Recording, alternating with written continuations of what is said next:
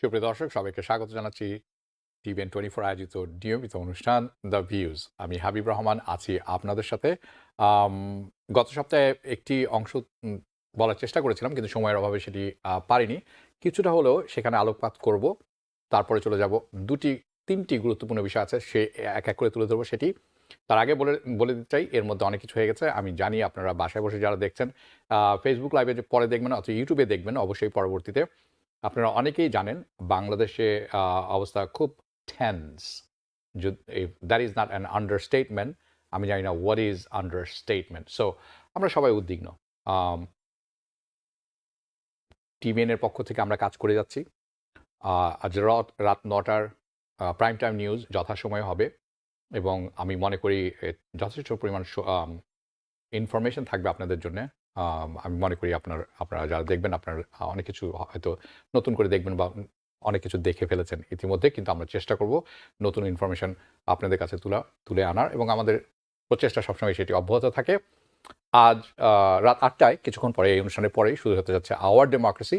সেখানে আমি মনে করি এটি আপনাদের দেখা খুবই জরুরি।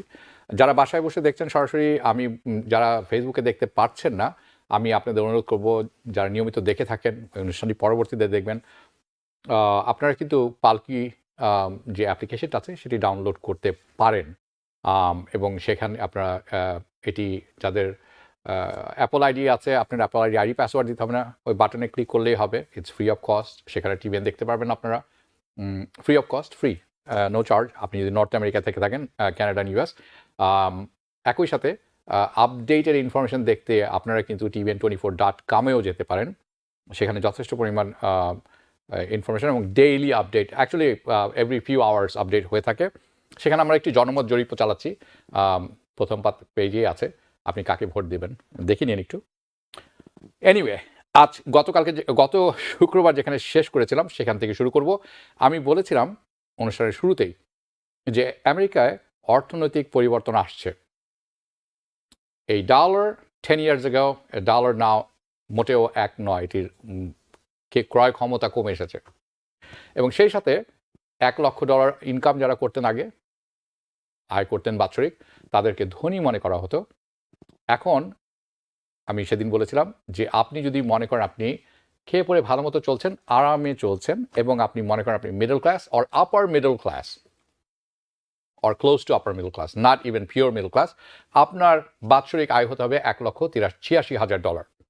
যদি আপনি হয়ে থাকেন হাজব্যান্ড, ওয়াইফ অ্যান্ড 2 kids, 4 জনের একটি ফ্যামিলি, আপনার বাসা থেকে থাকে, আপনার গাড়ি থেকে থাকে।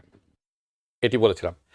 যেটি আসলে বলতে পারিনি, সময় পাইনি, সেটি হচ্ছে আমেরিকান ড্রিম। আগে ছিল আমি যদি একটি বাড়ি করতে পারি, একটি গাড়ি করতে পারি, ওকে। কিন্তু এখন সেটি এসে দাঁড়িয়েছে, আমি যদি ঋণ মুক্ত জীবন যাপন করতে পারি, আমার যদি কলেজের কোনো পেমেন্ট না থাকে, ক্রেডিট কার্ডের পেমেন্ট না থাকে, তাহলে আমি মনে করব আমেরিকান ড্রিম। অর্থাৎ ড্রিমের যে পরিসীমা সেটিও ছোট হয়ে আসছে। তাহলে আসল কথা হলো, ধনী যদি আপনাকে বলা হয়, বা আপনি যদি মনে করেন আপনি ধনী মনে করেন নিজেকে, সেটিও একটি পরিসংখ্যান বেরিয়েছে। প্রথমে যে ড্রিমটি আছে, এটি আমার রিসার্চ নয়, পিউ রিসার্চ। চলুন আমরা দেখে নিব অন স্ক্রিনে। ওকে, যেটি দেখছেন, দিস ইজ পিউ রিসার্চ, খুব নাম করা একটি রিসার্চ কোম্পানি। সেখান থেকে এসেছে যে কি পরিমাণ মানুষ কি মনে করেন। 41 ওয়ার ওয়ান্স পসিবল, 41% এখন মনে করছেন যে কোনো এক সময় আমেরিকান ড্রিম পূরণ করা সম্ভব ছিল। এখন তারা সেটি মনে করেন না। 53% এখনও মনে করেন যে মেবি ইটস পসিবল। 6% বলেন যে নেভার পসিবল। তো এটি তাদের পরিসংখ্যান। আর আপনি যদি ধনী মনে করেন নিজেকে, if you think you are rich, তাহলে আপনার বাৎসরিক ইনকাম কত হতে হবে বা হতে পারে, চলুন দেখে নিই সেটিও অন স্ক্রিনে। ওকে, $5,13,000 যদি আপনি বাৎসরিক আয় করে থাকেন অ্যান্ড ফ্যামিলি অফ 4, তাহলে আপনি কোয়ালিফাই করছেন অ্যাকর্ডিং টু দিস সার্ভে। এই সার্ভে অনুসারে আপনি আমেরিকাতে ধনী মানুষদের একজন, বা ধনী পরিবারে এখন একজন। আপনি কি বুঝতে পারছেন কোথায় গেছে? নাও, অনেকেই বলবেন আমি খেয়ে পরে চলছি, আমার একটা বাড়ি আছে, দুটি বাড়ি আছে, দুটি গাড়ি আছে, আমি ভ্যাকেশন নিচ্ছি। আই নো আমাদের কমিউনিটিতে এরকম অনেকেই আছেন, which is a good thing, ভালো জিনিস সেটি। প্রবলেমটি হচ্ছে এদের অনেকেই আছেন যারা একটি কাজ করছেন, হাজব্যান্ডও কাজ করছেন, ওয়াইফও কাজ করছেন, 2টি হোম কেয়ার আছে, ইবিটি কার্ড আছে, ক্যাশ অ্যাসিস্ট্যান্স আছে। আমি আপনার কথা বলছি না। আপনি শিখে গেছেন একটি অত্যন্ত গুরুত্বপূর্ণ জিনিস, সেটি হচ্ছে how to game the system, কীভাবে সিস্টেমকে চিট করতে হয় সেটি আপনি শিখে গেছেন খুব ভালো মতো। সো সেটিরও কিন্তু একটি সময় আসবে যখন স্টেট বা এজেন্সি, সিটি এজেন্সির কাছে অর্থ তহবিল কমে আসবে, সেটিও কিন্তু কাটা পড়বে। তার একটি গুরুত্বপূর্ণ অংশ কিন্তু আজকের আলোচনায় আছে, সেটি আমি আসছি। Okay, let's go back to today's discussion. July 15 আমেরিকার সামনে বড় অর্থনৈতিক চ্যালেঞ্জ আছে বলে বলছেন ফেডারেল রিজার্ভ। জুলাইয়ের 15 তারিখে chairman of the federal reserve, তাকে জিজ্ঞাসা করা হয়েছিল অত্যন্ত গুরুত্বপূর্ণ একটি প্রশ্ন। আজকে 19 তারিখ, this is July 15, so recently 3 দিন আগের কথা বলছি। তাকে জিজ্ঞাসা করা হয়েছিল, what is the biggest economic challenge that United states of America is facing today? সবচেয়ে বড় চ্যালেঞ্জ অর্থনীতিতে কি আছে আমেরিকার সামনে? সো এই উত্তরটি আমরা শুনবো জেরোম পাওয়েলের মুখে। উনি কি বলছেন, চলুন দেখে নিই সেটি। What is the biggest economic challenge you think facing the country? Is it growth? Is it inflation? Hard landing potentially? Or what are you most worried about? What keeps you up at night, if anything, in the economy? So I'll say in the short term, that's what keeps me up at night. Literally, the thing I'm thinking about in the middle of the night is always this balance we have between not wanting to, if we ease too early, we can undermine the progress on inflation. And if we wait too late, we can undermine economic activity, we can undermine the expansion. And, so we want to get this right. And getting it right is incredibly important for the people we serve. So that is really, that's what I spend a lot of my, thinking time on. Longer term, there are lots of things to worry about. ওকে, আপনারা নিজেরাই শুনলেন জেরোম Powell কি বলছিলেন এই 15 তারিখে যেটি হয়ে গেল। আমি আপনাদেরকে I will try to bring you up to the speed with most recent developments. সবচেয়ে সাম্প্রতিক যে ডেভেলপমেন্টগুলো হয়েছে সেটি আমি আপনাদেরকে সামনে নিয়ে আসবো। সো আমরা we are on the same page. So Jerome Powell, chairman of the federal reserve, উনি বলছেন হিয়ার ইজ দ্য ডিলেমা, অর্থাৎ এই হলো সমস্যাটি আমাদের সামনে যেটি আছে সেটি কি? ফেডারেল রিজার্ভ ইন্টারেস্ট রেট বাড়িয়েছে, which is federal funds interest rate 5.5%। কেন বাড়িয়েছে? তারা বলছিলেন তারা ইনফ্লেশনকে, মুদ্রাস্ফীতিকে কন্ট্রোলে আনতে চান, টু ফাইট ইনফ্লেশন বেসিকলি। তার কারণ হচ্ছে হায়ার ইন্টারেস্ট রেট, যখন ইন্টারেস্ট রেট বেশি থাকে অর্থনীতি মন্থর হয়ে আসে, it slows down the economy. So listen, আমি একটি ক্লিয়ার কাট এক্সাম্পল আপনাদের কাছে তুলে ধরতে পারি যাতে এভরিবাডি, ইউ মি, 5-year-old, সবাই আমরা বুঝতে পারি, we can understand the impact of interest rate on inflation and economy. Interest rate, impact of interest rate, interest রেটের যে ইম্প্যাক্টটি হয়ে থাকে মুদ্রাস্ফীতি এবং অর্থনীতির উপরে। সো আমরা একটি এক্সাম্পল নিয়ে এরকম ধরুন, হোম প্রাইস, রিয়েল এস্টেটের কথা বলছি থাকার জন্য, home price and mortgage interest rate, এটির এক্সাম্পল সবাই বুঝবেন কম বেশি। Right now mortgage interest rate আছে একেবারে কাছাকাছি 7%, নট 7%, বাট খুবই কাছাকাছি। Let's just say mortgage interest rate কমে আসলো 3%, 7% to 3%. It is a big difference. In this case, যদি তাই হয়ে থাকে, অনেকেই, so many people কি চাবেন? তারা বাড়ি ক্রয় করতে চাবেন, কারণ হঠাৎ করে 7% থেকে 3%তে নেমেছে ইন্টারেস্ট রেট। কি হবে? রাতারাতি ডিম্যান্ড বেড়ে যাবে। এখন যে ডিম্যান্ড আছে তার চেয়েও ডিম্যান্ড বেড়ে যাবে real estate, it's going to, যার ফলশ্রুতিতে কি হবে? বাড়ির মূল্য হু হু করে বাড়তে থাকবে। It will go higher and faster, শুধু বাড়বেই না, খুব দ্রুত হারে বাড়বে, যার কারণে ফেরত আসবে inflation. So it's the same situation with businesses and loans. বেশিরভাগ বিজনেস তারা চান লোনটি নিতে কয়েকটি কারণে। একটি হচ্ছে এক্সপ্যানশন, তাদের ব্যবসার পরিসর বাড়াবেন, অথবা নতুন হায়ারিং করবেন, অথবা ইকুইপমেন্ট কিনবেন, and that's going to cause, যদি তাই করতে থাকেন তখন কী হবে? ওই সমস্ত জিনিসের লেবারের ডিম্যান্ড বাড়বে, ইকুইপমেন্টের ডিম্যান্ড বাড়বে, এক্সপ্যানশনের ডিম্যান্ড বাড়বে, ব্যাংকের লোন বাড়বে অবশ্যই, কিন্তু এই সব কিছুর চাহিদাও বেড়ে যাবে। Cause more demand and that's just going to drive up the price even more quickly. যে জিনিসগুলোর কথা বললাম সেইগুলি হু হু করে বেড়ে যাবে, খুব দ্রুত বেড়ে যাবে। সো বাই দ্য ওয়ে, আমি যখন বিজনেসগুলোর কথা বলছি, আমি এই ছোটোখাটো বিজনেসগুলোর কথা বলছি না, মামস অ্যান্ড পাপ স্টোর। আমি বলছি big institutions such as private equity, those kind of institution, they really benefit যখন ইন্টারেস্ট রেট লো থাকে এবং দে স্পেন্ড বিগ, বড় ধরনের অর্থ তারা সেই সময় খরচ করেন, because the loan is cheaper. So inflation, আপনাদের খেয়াল আছে, এটি ছিল রিডিকুলাস লেভেল, অসম্ভব একটি পর্যায়ে ছিল। ফেডারেল রিজার্ভ কি করলো? ইন্টারেস্ট রেট বাড়াতে শুরু করলো 0.25% থেকে কারেন্টলি 5.5%। সো আমার পার্সপেক্টিভ থেকে যদি আমি বলি, ইনফ্লেশন কমে এসেছে, ডেফিনেটলি কমে এসেছে, কমছেও, খুব স্লোলি হলেও কমছে। এটি ইনসেইনলি ব্যাড পর্যায়ে ছিল একটু কিছুদিন আগেও, বছর খানেক আগেও, সেখান থেকে নাও ইট ইজ জাস্ট ব্যাড। কিন্তু এসেছে দুটি জিনিসের বিনিময়ে। এটি অর্থনীতিকে, আমেরিকার অর্থনীতিকে যথেষ্ট ধীর গতিতে নিয়ে এসেছে। ইট সাপ্রেস দ্য ইকোনমি, এবং লেবার মার্কেটকে কিন্তু খুব দমন করে নিয়ে এসেছে। লেবার মার্কেট অবস্থা কিন্তু ভালো নয়। সে এই দুইটির বিনিময়ে ইনফ্লেশন কমে এসেছে। The federal reserve interest rate যদি কাটতে শুরু করে, কমাতে শুরু করেন টু সুন, অর্থাৎ খুব দ্রুত, এবং টু অ্যাগ্রেসিভলি, অনেকে বলবেন টু সুন টু অ্যাগ্রেসিভলি একই কথা। নো নো নো, টু সুন অর্থাৎ কালকেই তারা ইন্টারেস্ট রেট কমানো শুরু করলেন, এবং 0.25% না কমিয়ে 0.50%, 0.75%, অর্থাৎ 50 বেসিস পয়েন্ট, 75 বেসিস পয়েন্ট কমানো অ্যাগ্রেসিভলি। আপনারা ধরে নিতে পারেন ইনফ্লেশন খুব দ্রুতই আসবে, it will reignite the inflation. But here is the thing, the federal reserve যদি পক্ষান্তরে, মুদ্রার অন্য পিঠ, যদি ইন্টারেস্ট রেট কমাতে শুরু করেন খুব পরে, অনেক বিলম্বে এবং খুব ধীর গতিতে, অর্থাৎ 0.25% না করে 0.1%, টু স্লোলি, রাইট, তাহলে they will further damage the economy. যে ইকোনমির যতটুকু ড্যামেজ হয়েছে তার চেয়ে অনেক বেশি ড্যামেজ হবে, লেবার মার্কেট আরও কঠিন হয়ে যাবে। অ্যান্ড রিমেম্বার, আমাদের সবার একটি জিনিস মনে রাখা উচিত, দ্য ফেডারেল রিজার্ভের আছে dual mandate. Basically what it means is, তাদের হাতে দুটি কাজ আছে। They have two jobs. Their first job, প্রথমটা হচ্ছে manage inflation, second job maximize in employment. Job market যাতে ঠিক থাকে তারা এখানে খেয়াল করেন। So make sure that the labour market does not destroyed or gets destroyed.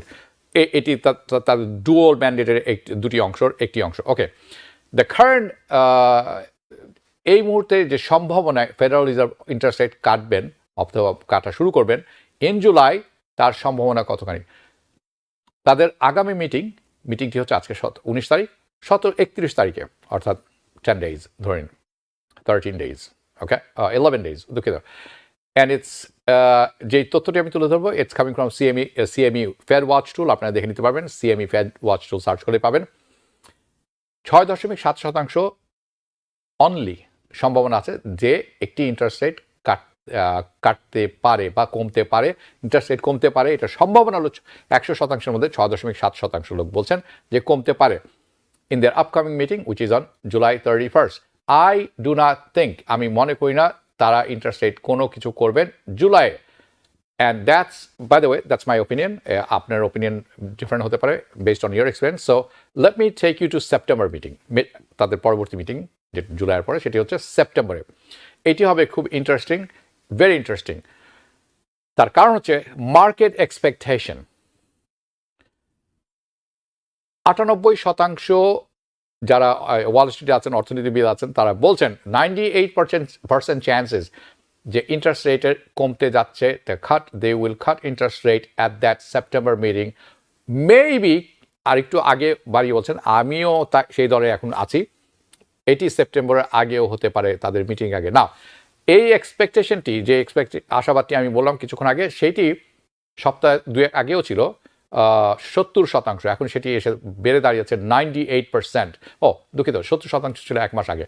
So let me tell you what is going on, কি হচ্ছেটা কি। So at the economic club Washington DC, সম্প্রতি জুলাই 15 তারিখে, ভেরি রিসেন্টলি, জে পাওল উনি বলছেন যে যেটি আমি আলোচনা করেছিলাম, দ্য সিপিআই ইনফ্লেশন রিপোর্ট যে বেরিয়েছিল, এটি নাকি তার আত্মবিশ্বাস বাড়িয়ে দিয়েছে। This report gave him more confidence and inflation is coming down, that inflation is coming down to 2% target, তাদের যে লক্ষ্যমাত্রা আছে। So here is the timeline of the event, of that event, okay? So, এবং এটি শোনার পরে আপনাদের কাছে আপনি বুঝে যাবেন যে at the end of the last year, so end of 2023, গত বছর, ইনফ্লেশন কমে আসছিল, সেটি আপনারা অনেকে জানেন, কমে আসছিল। বাট জানুয়ারিতে যে রিপোর্টটি আমরা পেলাম সেটি ছিল অফুল, রিয়েলি ব্যাড, এবং অনেকেই সারপ্রাইজ ছিলেন। Lot of people were it took a lot of people by surprise. Anyway, February, March, they were bad. The rate of inflation was actually accelerating or going up. However, the April and May, better reports, better than before. Then this one, the June March, যেটি আমরা গত সপ্তাহের আগের সপ্তাহে আলোচনা করেছি, June report, the most recent one, it is much better again. So the first quarter of this year, January, February, March, it really shook the confidence. সবার কনফিডেন্সটা নড়ে গিয়েছিল, ফেডারেল রিজার্ভের কথা বলছি। But the second quarter, July, August, September, April, May, June, which is the end of last month, second quarter, তারা তাদের আত্মবিশ্বাস ফিরে পেয়েছেন। They made them, the report made them regain their confidence. Okay, good. That's basically what happened. So Jerome Powell, উনি বলছেন, the labor market right now has come into a better balance. কারণ কাজ পাওয়া এখন সত্যি দুষ্কর, কঠিন, বেশ কঠিন, which just means the labor market is weak. Okay, but what they want, তারা কি চায়, and what you can see by this rising unemployment rate, আপনারা জানেন যে আনএমপ্লয়মেন্ট বাড়ছে, and I agree with that. আমি মনে করি he is right in this one. I agree with this assessment. I would say that the labor market is not in a good shape right now. এটা আপনারা জানেন, যারা চাকরি খুঁজছেন, কর্মসংস্থান কাজের দেখছেন, not only IT, everywhere, আপনি জানেন this is a tough market. And again, this is what Federal Reserve wants from the beginning. The Federal Reserve does not want hot labor market. খুব গতিশীল লেবার মার্কেট, আপনি গেলেই কাজ পেয়ে যাবেন। This is not what they want, কারণ এটা inflation বাড়িয়ে দেয়, তাদের মতামত। I don't agree with it, but anyway. Because if the labor market is too hot, then people will get big pay raises. তারা মনে করেন আপনি বেশ ভালো পরিমাণ অর্থ পাবেন, ইনকাম বাড়বে আপনার, এবং আপনি খরচ করবেন, that will contribute to wage inflation. Anyway, that would be a nightmare scenario for Federal Reserve. Okay, so the market expectation has shot up. Market যে এক্সপেকটেশনটা আছে যে ইন্টারেস্ট রেট কমে আসবে সিগনিফিকেন্টলি উপরের দিকে, যে এটি হতে যাচ্ছে সেপ্টেম্বরে, 98% chance that interest rate cuts by that meeting or maybe prior to that meeting. অনেকে বলছেন তার আগেও হতে পারে।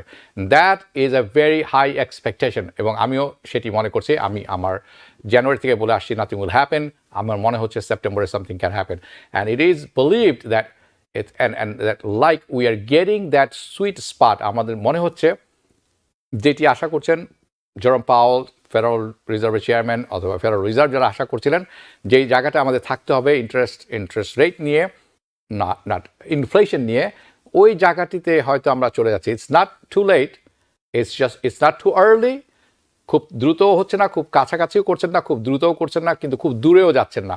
It's not too early, it's not too late, it's just perfect. That's basically what's being said in that meeting. It's not just Powell and it's his sentiment, but it's echoed. এই শুধুমাত্র তার sentiment এটি নেই, তার ধারণা এটা না, অন্যান্য ফেড মেম্বার যারা আছেন তারাও সেটি মনে করছেন। So for example, Fed bank president Mary Daly, উনি বলেছেন, and I quote, that's because it's her word, at this point it is clear that risk are mandated mitigated or mandated goal of the price of the stability and full employment has come to a better balance, যেটি বলছিলাম কিছু আগে, and the monetary policy is working. Now, Daly also said with the information, আরও উনি বলেছেন যে we have received to date, which includes the data, তথ্যের কথা বলছেন, the employment, inflation, GDP growth and outlook for the economy, সামনের দিকে অর্থনীতি কি হতে পারে, and I see it as likely that some policy adjustment will be warranted, and I will tell you that this goes along with the Federal Reserve's most recent projection, অর্থাৎ যেটি তারা দেখছেন জিডিপি, ইকোনমি, অর্থনীতি, labour market একটি ব্যালেন্সে আসছে বলে মনে করছেন, এবং তারা যে প্রজেকশন করেছিলেন সেই প্রজেকশন অনুসারে কিন্তু ইন্টারেস্ট রেট কাট এবছর 2024 সালে, যেটা লাস্ট প্রজেকশন ছিল, একবার হবে অন্তত, বিকজ আফটার সেপ্টেম্বরের পরে they have only they are meeting in November and December meeting, and it's never likely, খুবই unlikely that they would cut two meetings, interest rate কমাবেন দুবার পর দুটি মিটিংয়ে. It is never projected to be a consecutive like that, because the rate cut and pause, আপনি জানেন তারা কাট করে একবার বিরতি নেন আবার করেন যখন যদি তারা মনে করেন. সো আরেকটি ভিডিও দেখাতাম কিন্তু আমার সময় সেরকম নেই, কাজে আমি এটা স্কিপ করে যাব. In presentation we I think আমার মনে হয় I covered everything. We covered the short-term expectation and how উনি কীভাবে কথা বলেছেন long-term expectation of the US market and how আমার মনে হয় ক্লিপটি থাকার কথা, কিন্তু ওকে, ইউ নো হোয়াট, এটি খুব ইম্পর্টেন্ট, খুবই গুরুত্বপূর্ণ একটি ক্লিপ, কারণ ওনাকে জিজ্ঞাসা করা হয়েছিল একটি খুব গুরুত্বপূর্ণ কথা, যে যেইভাবে আমেরিকা বড় করছেন, ঋণ নিচ্ছেন close to $35 trillion, এটি কি আসলে ব্যালেন্স করার যোগ্য, আমরা কি পারবো নাকি আমরা ডুবে যাচ্ছি? Let's watch this clip. But do you worry, if you worry about inflation, as you obviously are, what about the debt the United States has? We have $35 trillion of outstanding in government indebtedness, and we're adding about $1.6 to $2 trillion more or less every year. Aren't you worried about that on the impact of the economy on inflation? So I am very worried over time about the deficits that we're running. It's not the Fed's job. We don't give Congress advice, but let me just say that we're on an unsustainable path. That doesn't mean that the level of debt we have is unsustainable. It's not. But the path we're on, where we're running, large deficits at a time of full employment and healthy growth, is not a sustainable one over time. And we really need to get to work on that. I would hope this is a top line issue for elected people whose job it is not our job. And I believe that if I do talk to quite a few elected officials in Congress, and I think there is a rising sense that it's time to do something about that, and it will take bipartisan action to address. So আপনি যেটি শুনছিলেন, জেরোম পাওয়েলকে অত্যন্ত গুরুত্বপূর্ণ একটি প্রশ্ন করা হয়েছে, যে 34 ট্রিলিয়ন $35 trillion লোন আছে আমেরিকার, এটি কি সাস্টেইনেবল কিনা, সাস্টেইন করার মতো কিনা।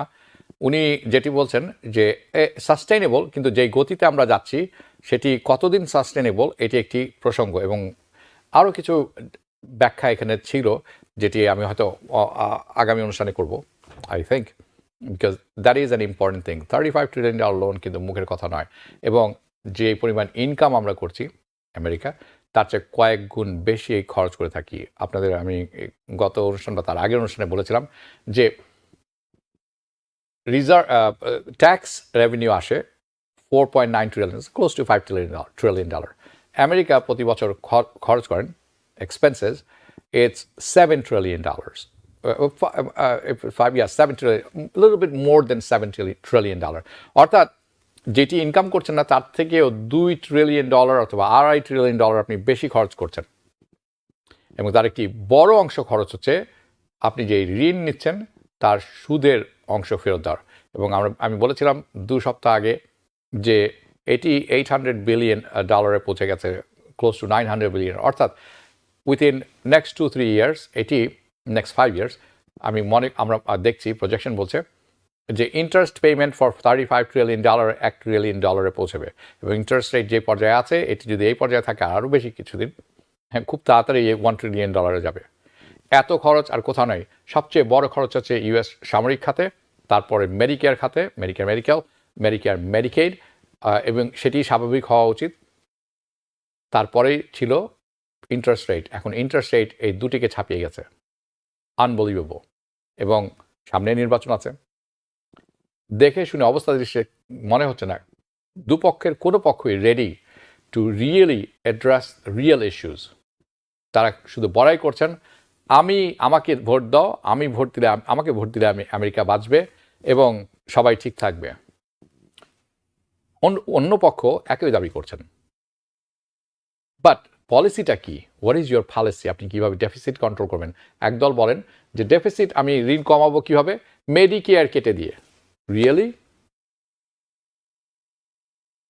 The richest country in the world, পৃথিবীর সবচেয়ে ধনী দেশের মেডিকেয়ার থাকবে না, মানুষ আপনার মেডিকেয়ার কিনতে হবে।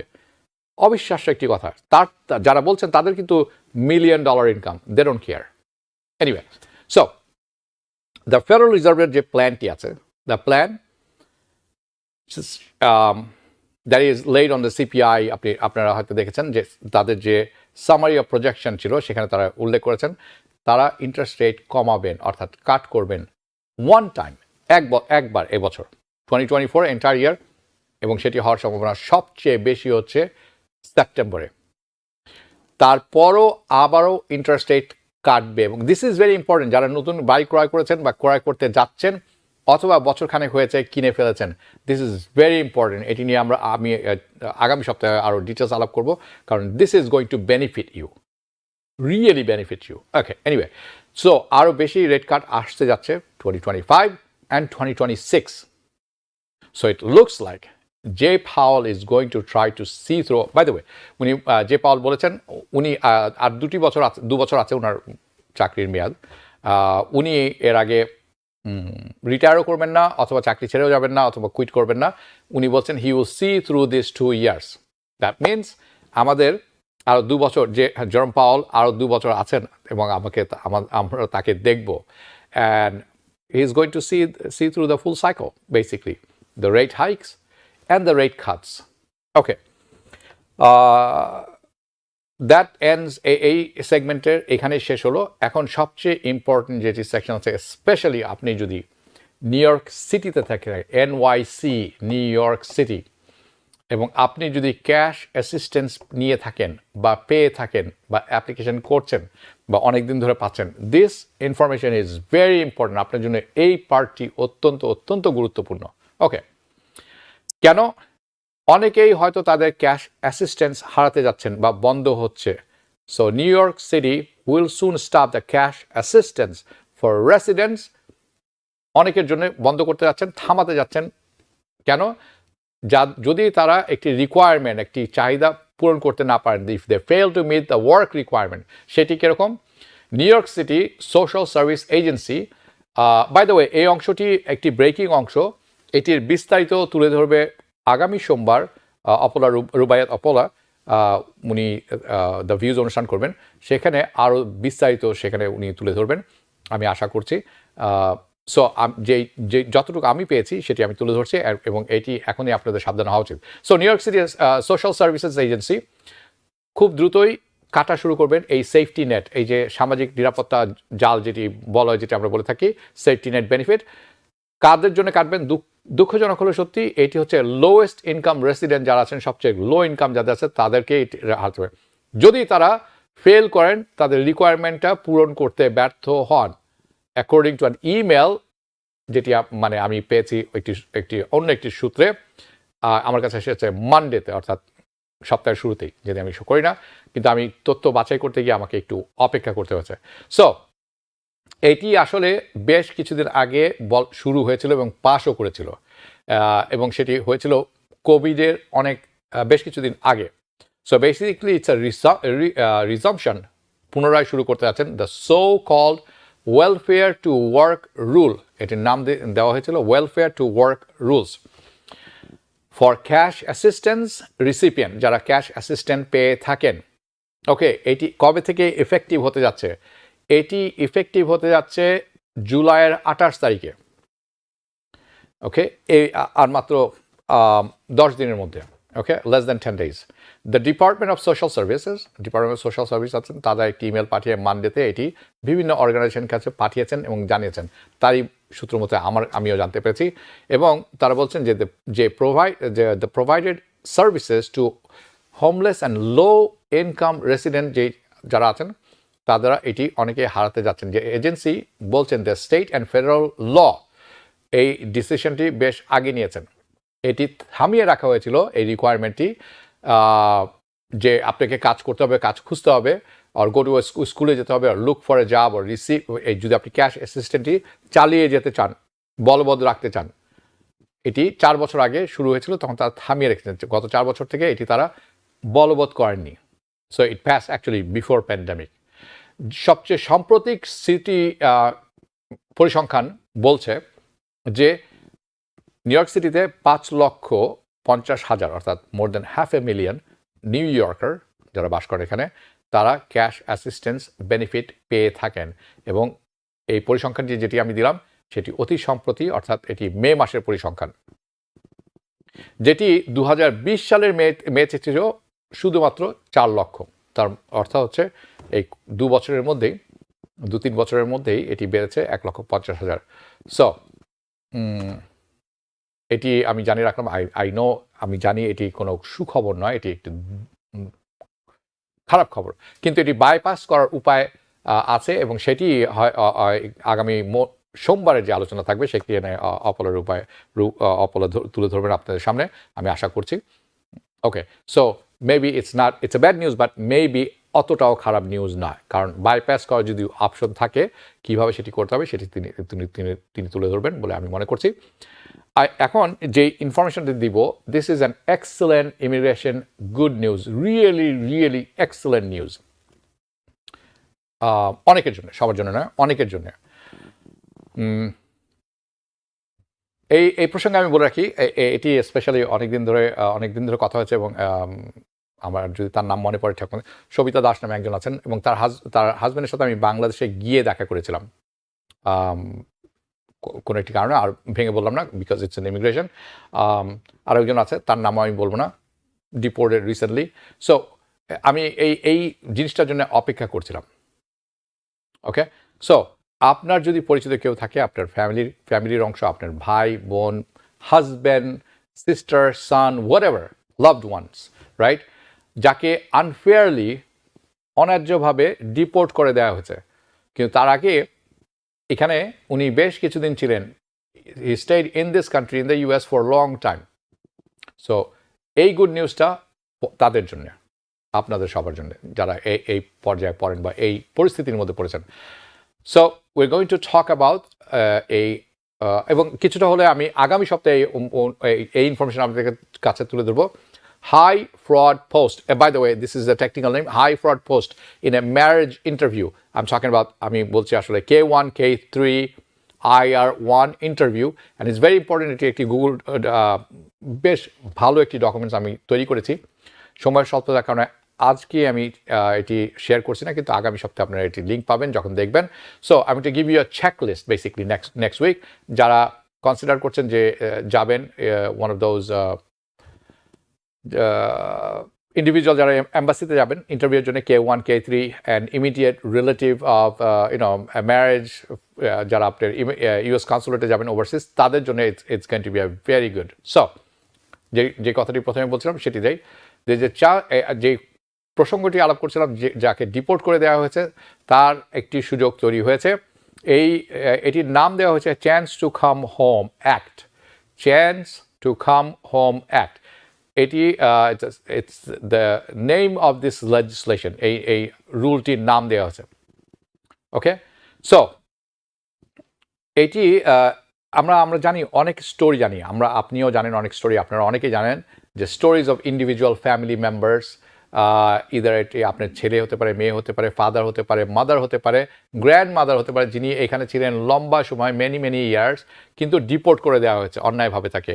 আ lot of times what happens, যেটি হয় যে ফর এক্সাম্পল যে আপনি আর ফেরত আসতে পারবেন না, ইউ কুড, আবার অনেক সময় হয় কীভাবে ডিপোর্ট হয়েছেন আপনি আপনার শর্ত ছিল যে আপনাকে কিন্তু স্ট্যাটাস চেক ইন করতে হবে, আপনাকে আইসের সাথে দেখা করতে হবে, এবং আপনি যখন দেখা করতে গেছেন ইউ হ্যাভ বিন রিমুভড, আপনাকে ওখান থেকে ডিপোর্ট করে দেওয়া হয়েছে। Or you have a final order of deportation, ICE আপনাকে ধরেছে, এবং they have the description to keep you here, but আপনাকে পাঠিয়ে দিয়েছে ফেরত, or your family member. So sometimes that happens and you go, আপনি চেক ইন করতে গেছেন, মেনি ইয়ার্স আপনাকে কিছু বলেনি, এবং তারপর আপনাকে হঠাৎ করে আইস রিমুভ করে দিল, remove you ICE many years after, right? Certainly with the new policy, এই নতুন পলিসিতে দ্যাটস ইন প্লেস, এখন বলবৎ আছে, কিন্তু আমার কাছে অল দ্য ডিটেলস নেই। Okay, there is a lot of families তারা এভাবে সেপারেটেড হয়ে গেছেন, individual are being picked up. অনেকে আপনার বাসায় এসেছে আইস এবং ধরে আপনার বিকজ রিমুভাল অর্ডার ছিল বা একটা কিছু ছিল, আপনাকে রিমুভ করে দিয়েছে, deported it and removed it. This legislation, এই যে নতুন লেজিসলেশন যেটি আসছে, the new legislation, it's call legislation reunite family. এটা যদি পাস হয়, এখনো পাস হয়নি বাই দ্য ওয়ে, যদি পাস হয় এবং পাস হওয়ার সম্ভাবনা বেশ ভালো, this is going to be a great for those people. তাদের জন্য হবে একটি বিরাট ব্যাপার, যিনি ওয়াইফ অপেক্ষা করছেন হাজব্যান্ডের জন্য, মেনি রিজন, অনেক কারণ, হাজব্যান্ড অপেক্ষা করছেন ওয়াইফের জন্য, অথবা ছিলেন ডিপোর্টেড হয়ে গেছেন, ছেলে বা মেয়ে হতে পারে। So their family members are going to be allowed to return, তাদের এই সমস্ত মানুষকে অ্যালাউ করা হবে so that they can come back and reunite with their families in this country, here in the United States. So, এটির উপর আমি চোখ রাখছি, and আমি যেভাবে এই আপডেটগুলি পাবো আমি এটি তুলে ধরবো। This is really really a big news, trust me. আমি বলছি এটি it's a big news for many many families, but খুব বেশি মানুষ জানেন না, কারণ এইসব ব্যাপারে এখন মানুষ খুব একটা চোখ রাখছেন না, but these are big deals. So I am interested to see how this legislation is going to roll out. কিভাবে এটা রোল আউট হবে ফাইনালি, কিভাবে এটি তারা ইমপ্লিমেন্ট করবেন, কিভাবে এটি বাস্তবায়িত হবে, এই জিনিসগুলি জানা খুবই খুবই দরকার। So they are going to, কিভাবে এটি হবে আমি এখনো শিওর না। Are they going to parole these individuals, এই ইন্ডিভিজুয়াল তাদেরকে প্যারোলে নিয়ে আসা হবে in the United States, or they নাকি তাদের স্ট্যাটাস চেঞ্জ হবে, ওখানে থাকতে বা এখানে আসার পরে অ্যাডজাস্ট হবে। এই ডিটেলসগুলি আমার হাতে নেই, আমি এখনও জানি না, আমি মনে করি না কারো হাতেই আছে। সো এই ডিটেলসগুলো জানাটা খুব দরকার। It's very very important we get this details এবং উই গেট রেডি। কিন্তু আমি অ্যাজ এ প্রমিস, আমি এটি খেয়াল রাখছি, দেখছি, এবং আমি এটি ক্রমাগতভাবে পরিবর্তন যেভাবে হচ্ছে আমি আপনাদেরকে আপডেট করতে থাকবো। So this is the update from the views today. আমি আশা করি অনুষ্ঠানটি ভালো লেগেছে। যদি ভালো লেগে থাকে কমেন্ট করে জানাবেন যখন ইউটিউবে দেখা যাবে এটি। যারা সাবস্ক্রাইব করেননি সাবস্ক্রাইব করবেন। বরাবরের মতো I thank you for your support. অনেক অনেক ধন্যবাদ আপনাদেরকে, এবং এতক্ষণ আমার সাথে থাকার জন্য ধন্যবাদ। এবং আজকের এই কিছুক্ষণ পরে শুরু হতে যাচ্ছে আওয়ার ডেমোক্রেসি। দেখা হবে সেখানে। বিদায় নিচ্ছি এখনকার মতো। শুভরাত্রি।